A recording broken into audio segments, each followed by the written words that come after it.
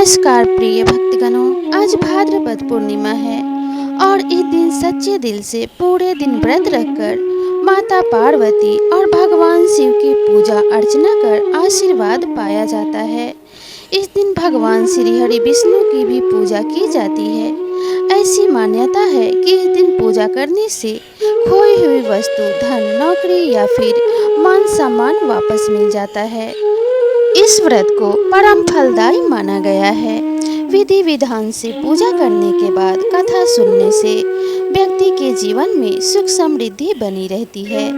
तो इस दिन पूजा करने के बाद उमा महेश्वर व्रत की कथा का श्रवण अवश्य करना चाहिए। पौराणिक कथा के अनुसार एक बार की बात है, महर्षि दुर्वासा भगवान शंकर से भेंट करके लौट रहे थे। तभी उनकी मुलाकात भगवान विष्णु से हो गई। महर्षि दुर्वासा ने उन्हें बताया कि वो महादेव जी से मिलकर आ रहे हैं और इसके बाद उन्होंने बेलपत्र की माला भगवान विष्णु को भेंट की। लेकिन श्री हरि विष्णु जी ने उस माला को स्वयं पहनने के बजाय अपने वाहन गरुड़ को पहना दिया, जिस पर महर्षि दुर्वासा क्रोधित हो गए और उन्होंने भगवान विष्णु को श्राप दिया कि तुम्हें अपने ऊपर बहुत घमंड है, जाओ तुम्हारा सारा सुख खत्म हो जाएगा, तुम्हारी पत्नी लक्ष्मी तुमसे अलग हो जाएगी, क्षीर सागर से भी तुम्हें हाथ धोना पड़ेगा। ये सुनने के बाद भगवान विष्णु ने महर्षि दुर्वासा को प्रणाम करते हुए इस श्राप से मुक्त होने का उपाय पूछा। भगवान विष्णु को अपनी गलती का एहसास होने पर दुर्वासा शांत हो गए, लेकिन उन्होंने कहा कि अब मैं श्राप तो वापस नहीं ले सकता, लेकिन तुम्हें इस श्राप से मुक्ति का उपाय बतलाता हूँ। आपको पूर्णिमा के दिन महादेव और चांद की पूजा करनी होगी, जिसके बाद आप सभी श्राप के कष्ट से मुक्ति पा सकेंगे। जिसके बाद भगवान विष्णु ने महर्षि दुर्वासा के कहे अनुसार उमा महेश्वर का व्रत रखा और पूर्णिमा के दिन शिव और चांद की विधि विधान से पूजा की, जिससे उनके सारे कष्ट दूर हो गए और भगवान विष्णु को उनकी समस्त शक्तियां पुनः प्राप्त हो गई। धार्मिक मान्यताओं के अनुसार उमा महेश्वर व्रत रखने से धन और समृद्धि की प्राप्ति होती है। साथ ही ये व्रत जीवन में संतुलन और शांति बनाए रखने में मदद करता है। इस व्रत को रखने से शारीरिक और मानसिक शक्ति बढ़ती है। ये व्रत प्रेम संबंधों में भी मधुरता लाता है, इसलिए हर व्यक्ति को उमा महेश्वर व्रत अवश्य रखना चाहिए। माता पार्वती और भगवान शिव से सुखी जीवन के लिए प्रार्थना करना चाहिए। साथ ही इस व्रत को करने से भगवान विष्णु भी सुख सौभाग्य प्रदान करते हैं। इस प्रकार से भाद्रपद पूर्णिमा के दिन सत्यनारायण व्रत भी रखा जाता है और उस दिन सत्यनारायण कथा का श्रवण करने का भी विधान है। विधि विधान से सत्यनारायण भगवान की पूजा करने, व्रत रखने एवं कथा पढ़ने या सुनने से अभीष्ट फलों की प्राप्ति होती है।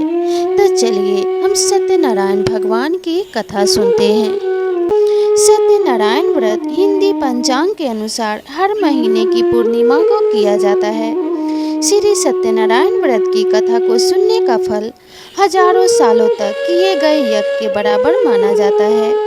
किसी भी शुभ कार्य या मनोकामना पूरी करने हेतु विधि विधान से सत्यनारायण भगवान की पूजा और कथा करवाई जाती है। शास्त्रों के मुताबिक ऐसा माना गया है कि इस कथा को सुनने वाला व्यक्ति व्रत रखता है तो उसके जीवन के दुखों को श्री हरि विष्णु स्वयं हर लेते हैं। स्कंद पुराण के अनुसार भगवान सत्यनारायण श्री हरि विष्णु का ही दूसरा रूप है और इस कथा की महिमा को भगवान सत्यनारायण ने अपने मुख से देव ऋषि नारद को बताया और सुनाया था। श्री सत्यनारायण भगवान की कथा को शुरू करने से पहले प्रेम से बोलिए श्री गणेशाय नमः। प्रथम अध्याय। एक समय की बात है, नरसिंह तीर्थ में सैनकादि 88,000 ऋषियों ने श्री सूत जी से पूछा, हे प्रभु, इस कलयुग में वेद विद्या रहित मनुष्यों को प्रभु भक्ति किस प्रकार मिल सकती है तथा उनका उद्धार कैसे होगा? हे मुनि श्रेष्ठ, कोई ऐसा तप बताइए जिससे थोड़े समय में ही पुण्य मिले और मनवांछित फल भी मिल जाए। इस प्रकार की कथा सुनने की हम लोग इच्छा रखते हैं। सभी शास्त्रों के ज्ञाता सूत जी बोले, हे वैष्णव में पूज्य, आप सभी ने प्राणियों के हित की बात पूछी है, इसलिए मैं एक ऐसे श्रेष्ठ और व्रत के बारे में आप लोगों को जरूर बताऊंगा, जिसके बारे में नारद जी ने लक्ष्मी नारायण जी से पूछा था और श्री लक्ष्मीपति श्री हरि ने नारद जी से कहा था। अब आप भी इसे ध्यान पूर्वक सुनिए। एक समय की बात है, नारद जी दूसरों के हित की इच्छा लिए अनेकों लोकों में घूमते हुए मृत्यु लोक में जा पहुँचे। यहाँ उन्होंने अनेक योनियों में जन्मे सभी मनुष्यों को अपने कर्मों के अनुसार पीड़ा झेलते हुए देखा। उनका दुख देख नारद जी सोचने लगे कि ऐसा क्या किया जाए जिससे निश्चित रूप से मानव के दुखों का अंत हो जाए। इसी विचार पर मनन करते हुए वह विष्णु लोक में गए। वहां वह नारायण की स्तुति करने लगे और बोले, हे भगवान, आप अत्यंत शक्ति से संपन्न हैं, निर्गुण स्वरूप सृष्टि के कारण भक्तों के दुख को दूर करने वाले हैं, आपको मेरा प्रणाम। नारद जी की स्तुति सुन विष्णु भगवान बोले, मुनि श्रेष्ठ, आपके मन में क्या बात है, उसे निसंकोच होकर कहिए। इस पर नारद मुनि बोले कि मृत्यु लोक में अनेक योनियों में जन्मे मनुष्य अपने कर्मों द्वारा अनेकों दुख से दुखी हो रहे हैं। हे प्रभु, आप ये बताइए कि वो मनुष्य थोड़े प्रयास से ही अपने दुखों से कैसे छुटकारा पा सकते हैं। तब श्री हरि बोले, हे नारद, मनुष्यों की भलाई के लिए तुमने बहुत उत्तम प्रश्न पूछा है। स्वर्ग लोक व मृत्यु लोक में दोनों एक दुर्लभ व उत्तम व्रत है जो पुण्य देने वाला है।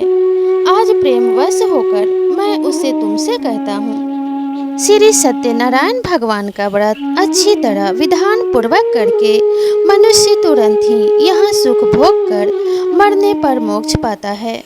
श्री हरि के वचन सुन नारद जी बोले कि उस व्रत का फल क्या है प्रभु, और उसका विधान क्या है, यह व्रत किसने किया था और इस व्रत को किस दिन करना चाहिए, आप सब कुछ विस्तार से बताएं। नारद जी की बात सुनकर फिर श्री हरि बोले, दुख व शोक को दूर करने वाला यह सभी स्थानों पर विजय दिलाने वाला है। मानव को भक्ति व श्रद्धा के साथ शाम को श्री सत्यनारायण की पूजा धर्म परायण होकर ब्राह्मणों व बंधुओं के साथ करने, साथ ही यथाशक्ति भक्ति भाव से भगवान का भोग लगाएं, आरती गाएं और ब्राह्मण सहित बंधु बांधवों को भी भोजन कराएं। उसके बाद स्वयं भोजन करें। कीर्तन भजन के साथ भगवान की भक्ति में लीन हो जाएं।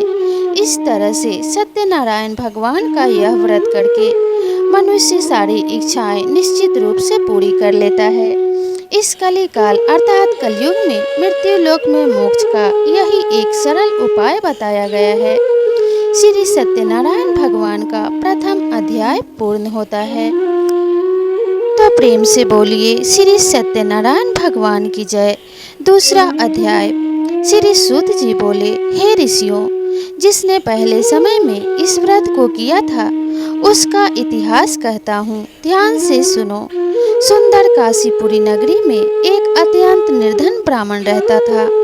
भूख प्यास से परेशान वह धरती पर घूमता रहता था। ब्राह्मणों से प्रेम करने वाले भगवान ने एक दिन ब्राह्मण का वेश धारण कर उसके पास जाकर पूछा, हे विप्र, नित्य दुखी होकर तुम पृथ्वी पर क्यों घूमते हो? दीन ब्राह्मण बोला, मैं निर्धन ब्राह्मण हूँ, भिक्षा के लिए धरती पर घूमता हूँ। यदि आप इसका कोई उपाय जानते हो तो कृपया कर बताइए। वृद्ध ब्राह्मण रूपी भगवान ने कहा कि सत्यनारायण भगवान मनोवांछित फल देने वाले हैं, इसलिए तुम उनका पूजन करो। इसे करने से मनुष्य सभी दुखों से मुक्त हो जाता है। वृद्ध ब्राह्मण बनकर आए सत्यनारायण भगवान उस निर्धन ब्राह्मण को व्रत का सारा विधान बताकर अंतर ध्यान हो गए। अगले दिन सुबह उठने के साथ ही उस बूढ़े ब्राह्मण ने मन में संकल्प लिया कि सत्यनारायण का व्रत करूंगा और फिर अपने नित्य कर्मों से निवृत्त होकर भिक्षा मांगने के लिए चल पड़ा।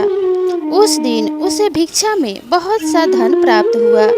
उसी धन से उसने परिवार के साथ भगवान सत्यनारायण की पूजा की, वह व्रत रखा। इस व्रत के करने से कुछ दिन बाद उसके सभी दुखों और कष्टों का अंत होने लगा और देखते ही देखते वह एक संपन्न और अनेकों संपत्तियों का मालिक बन गया। तब हर महीने की पूर्णिमा के दिन ब्राह्मण सत्यनारायण की पूजा व व्रत करने लगा। इस प्रकार सत्यनारायण भगवान के इस व्रत को करके वह श्रेष्ठ ब्राह्मण सभी पापों और गरीबी से मुक्त हो गया और उसने एक दुर्लभ मोक्ष पद को प्राप्त किया। इस तरह से सत्यनारायण भगवान के व्रत को जो मनुष्य करेगा वह सभी प्रकार के पापों से छूटकर मोक्ष को प्राप्त होगा। जो मनुष्य इस व्रत को करेगा वह सभी दुखों से मुक्त हो जाएगा। सूत जी बोले कि इस तरह से नारद जी से नारायण जी का कहा हुआ श्री सत्यनारायण व्रत को मैंने तुमसे कहा।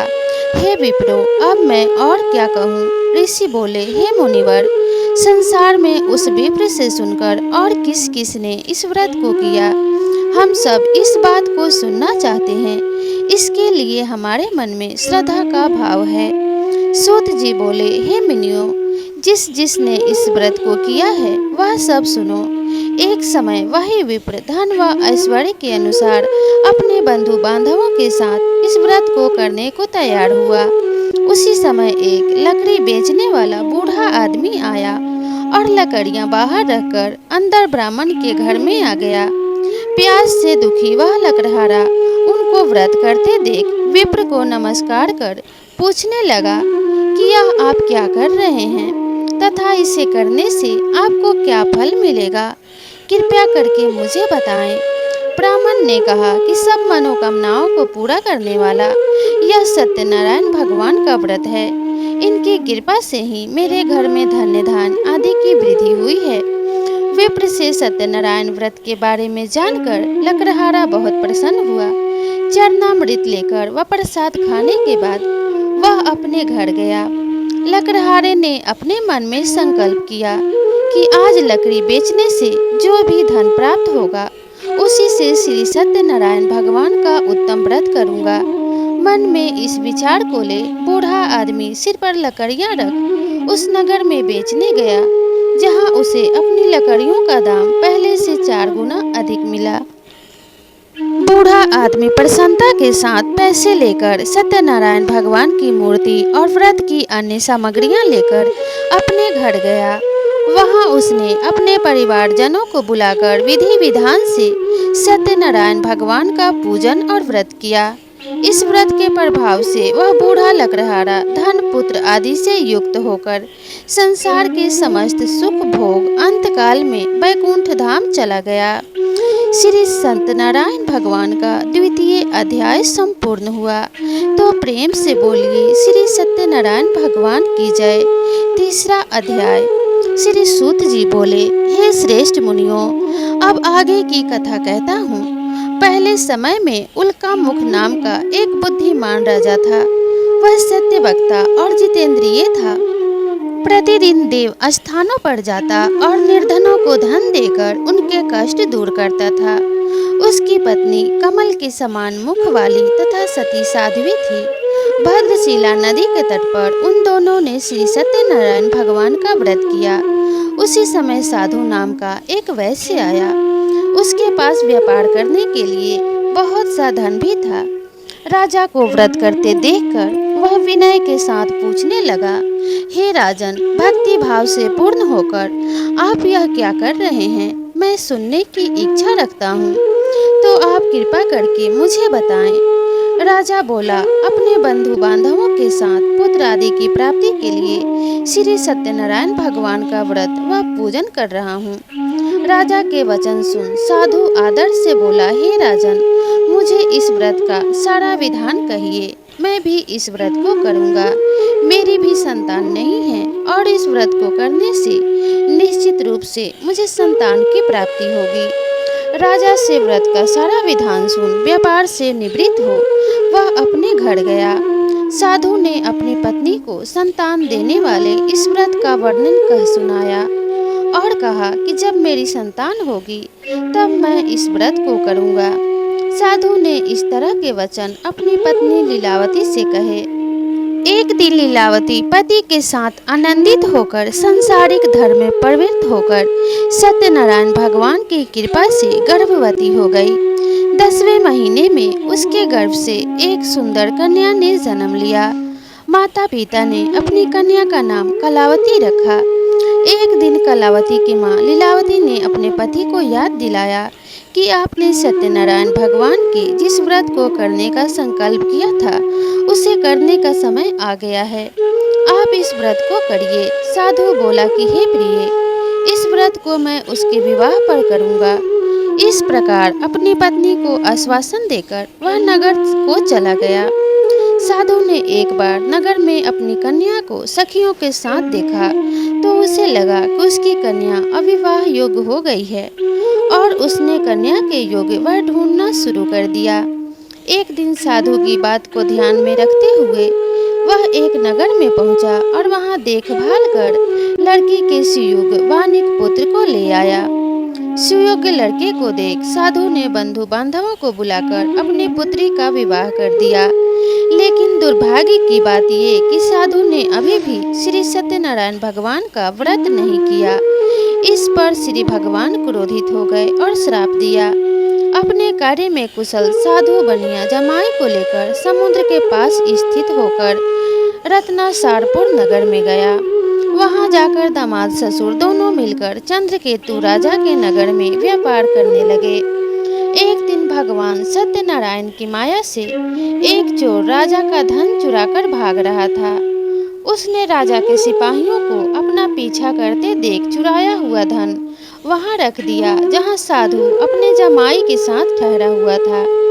राजा के सिपाहियों ने साधु वैश्य के पास राजा का धन पड़ा देखा तो वह ससुर जमाई दोनों को बांधकर प्रसन्नता से राजा के पास ले गए और कहा कि उन दोनों चोरों को हम पकड़ लाए हैं, आप आगे की कार्यवाही की आज्ञा दें।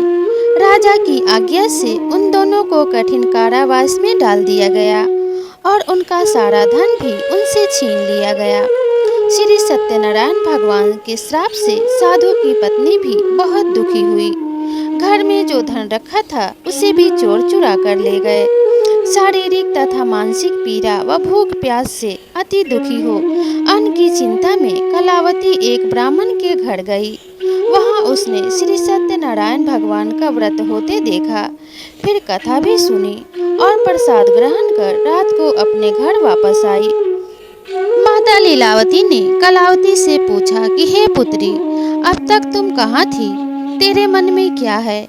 कलावती ने अपनी माता से कहा कि हे माता, मैंने एक ब्राह्मण के घर श्री सत्यनारायण भगवान का व्रत देखा है। कन्या के वचन सुन लीलावती भगवान की पूजन की तैयारी करने लगी। लीलावती ने परिवार व बंधु बांधवों सहित सत्यनारायण भगवान का पूजन किया और उनसे वर मांगा कि मेरे पति तथा जमाई शीघ्र घर आ जाएं। साथ ही यह प्रार्थना भी की कि हम सब का अपराध क्षमा करें।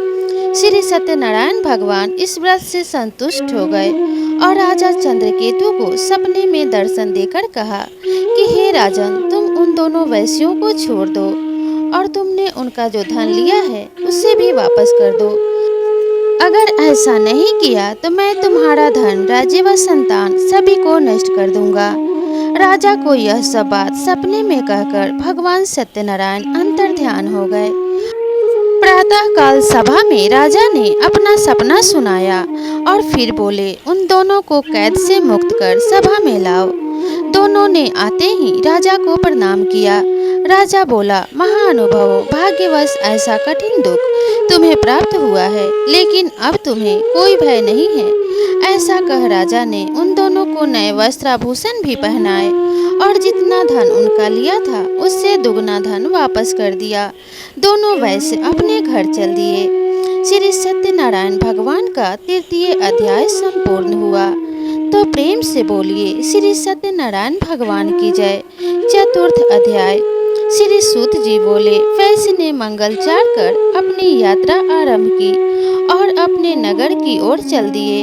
उनके थोड़ी दूर जाने पर एक दंडी वेशधारी श्री सत्यनारायण ने उनसे पूछा, हे साधु, तेरी नाव में क्या है? अभिमानी वणिक हंसता हुआ बोला, हे दंडी, आप क्यों पूछते हो? क्या धन लेने की इच्छा है? मेरी नाव में तो बेल व पत्ते भरे हुए हैं। वैश्य के कठोर वचन सुन भगवान बोले, तुम्हारा वचन सत्य हो। दंडी ऐसे वचन कह वहां से दूर चले गए। कुछ दूर जाकर समुद्र के किनारे बैठ गए। दंडी के जाने के बाद साधु वैश्य ने नित्य क्रिया के पश्चात नाव को ऊंची उठते देखकर अचंभा माना और नाव में बेलपत्ते आदि देख वह मूर्छित हो जमीन पर गिर पड़ा। वापस होश में आने पर वह अत्यंत शोक में डूब गया। तब उसका दामाद बोला कि आप शोक न मनाएं, यह दंडी का शाप है, इसलिए हमें उनकी शरण में जाना चाहिए, तभी हमारी मनोकामना पूरी होगी। दामाद की बात सुनकर वह दंडी के पास पहुंचा और अत्यंत भक्ति भाव से नमस्कार करके बोला, मैंने जो आपको असत्य वचन कहे थे उनके लिए मुझे क्षमा कर दें। ऐसा कहकर रोने लगा। तब दंडी भगवान बोले, हे वणिक पुत्र, मेरी आज्ञा से बार बार तुम्हें दुख प्राप्त हुआ है, तू मेरी पूजा से विमुख हुआ। साधु बोला, हे भगवान, आपकी माया से ब्रह्मा आदि देवता भी आपके रूप को नहीं जानते, तब मैं अज्ञानी कैसे जान सकता हूँ? आप प्रसन्न होइए, अब मैं सामर्थ्य के अनुसार आपकी पूजा करूँगा।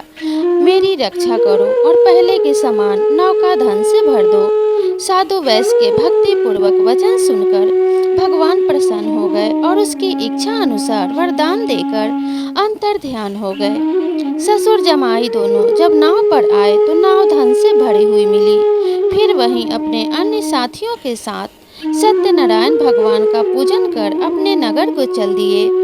जब नगर के नजदीक पहुंचे तो दूत को घर पर खबर करने के लिए भेज दिया। दूत साधु की पत्नी को प्रणाम कर कहता है कि मालिक अपने दामाद सहित नगर के निकट आ गए हैं। दूत की बात सुन साधु की पत्नी लीलावती ने बड़े हर्ष के साथ सत्यनारायण भगवान का पूजन कर अपनी पुत्री कलावती से कहा, मैं अपने पति के दर्शन को जाती हूँ, तू कार्य पूर्ण शीघ्र कर आ जाना। माँ के ऐसे वचन सुन कलावती जल्दी में प्रसाद छोड़ अपने पति के पास चली गई। प्रसाद की अवज्ञा के कारण श्री सत्यनारायण भगवान रुष्ट हो गए और नाव सहित उसके पति को पानी में डुबो दिया। कलावती अपने पति को वहां ना पाकर रोती हुई जमीन पर गिर गई। नौका को डूबा हुआ देख वह कन्या को रोता हुआ देख साधु दुखी होकर बोला, हे प्रभु, मुझसे तथा मेरे परिवार से जो भी भूल हुई है उसे क्षमा करें। साधु के दीन वचन सुनकर श्री सत्यनारायण भगवान प्रसन्न हो गए और आकाशवाणी हुई, साधु तेरी कन्या मेरे प्रसाद को छोड़कर आई है, इसलिए उसका पति अदृश्य हो गया है। यदि वह घर जाकर प्रसाद खाकर लौटती है तो इसका पति अवश्य मिलेगा। ऐसी आकाशवाणी सुन कलावती ने वैसा ही किया जैसा आकाशवाणी के दौरान भगवान ने कहा और फिर प्रसाद ग्रहण करने के बाद जब वो वापस आई तो अपने पति के दर्शन करके अत्यंत प्रसन्न हुई। उसके बाद साधु अपने बंधु बांधवों सहित श्री सत्यनारायण भगवान का विधि विधान से पूजन करता है एवं इस लोक का सुख भोग वह अंत में स्वर्ग को जाता है। श्री सत्यनारायण भगवान व्रत कथा का 4th अध्याय संपूर्ण हुआ। तो सभी भक्तगण प्रेम से बोलिए श्री सत्यनारायण भगवान की जय। 5वां अध्याय। श्री सूत जी बोले, हे ऋषियों, मैं और भी एक कथा सुनाता हूँ, उसे भी ध्यान पूर्वक सुनो। प्रजापालन में लिंग तुंगध्वज नाम का एक राजा था। उसने भी भगवान का प्रसाद त्याग कर बहुत ही दुख व सहन किया। एक बार जंगल में जाकर वन्य पशुओं को मारकर वह बड़ के पेड़ के नीचे आया। वहां उसने ग्वालों को भक्ति भाव से अपने बंधु बांधवों सहित सत्यनारायण भगवान का पूजन करते देखा। अभिमानवश राजा ने उन्हें देखकर भी पूजा स्थान में नहीं गया और ना ही उसने भगवान को प्रणाम किया। ग्वालों ने राजा को प्रसाद दिया, लेकिन उसने वह प्रसाद नहीं खाया और प्रसाद को वहीं छोड़ अपने नगर को चला गया। जब वह नगर में पहुंचा तो वहां सब कुछ तहस नहस हुआ पाया और वह शीघ्र ही समझ गया कि यह सब भगवान के अनादर का ही परिणाम है। वह दोबारा ग्वालों के पास पहुंचा और विधि पूर्वक पूजा करके प्रसाद खाया। तो श्री सत्यनारायण भगवान की कृपा से सब कुछ पहले जैसा हो गया। दीर्घ काल तक सुख भोगने के बाद मरणों उपरांत उसे स्वर्ग लोक की प्राप्ति हुई। जो मनुष्य परम दुर्लभ इस व्रत को करेगा तो सत्यनारायण भगवान की अनुकंपा से उसे धन्य धान्य की प्राप्ति होगी, निर्धन धनी हो जाता है और भय मुक्त हो जीवन जीता है। संतानहीन मनुष्य को संतान सुख मिलता है और सारे मनोरथ पूर्ण होने पर मानव अंतकाल में वैकुंठ धाम को जाता है। तब सूत जी बोले, जिन्होंने पहले इस व्रत को किया है अब उनके दूसरे जन्म की कथा कहता हूँ। वृद्ध सतानंद ब्राह्मण ने सुदामा का जन्म लेकर मोक्ष प्राप्त की। लकड़हारे ने अगले जन्म में निषाद बनकर मोक्ष प्राप्त किया। उल्कामुख नाम का राजा दशरथ होकर बैकुंठ को गए। साधु नाम के वैश्य ने मोर ध्वज बनकर अपने पुत्र को आड़े से चीरकर मोक्ष पाया। महाराज तुंगध्वज ने स्वयंभू होकर भगवान में भक्ति युक्त हो कर्म कर मोक्ष पाया। कथा सुनने के बाद सभी को श्री हरि का सिर झुकाकर प्रणाम करना चाहिए एवं कथा आरती के बाद प्रसाद लेकर जाना चाहिए और हृदय से नमन करते हुए श्री सत्यनारायण भगवान की जय जयकार करनी चाहिए। श्री सत्यनारायण भगवान का 5वां अध्याय संपूर्ण हुआ। तो प्रेम से बोलिए श्री सत्यनारायण भगवान की जय।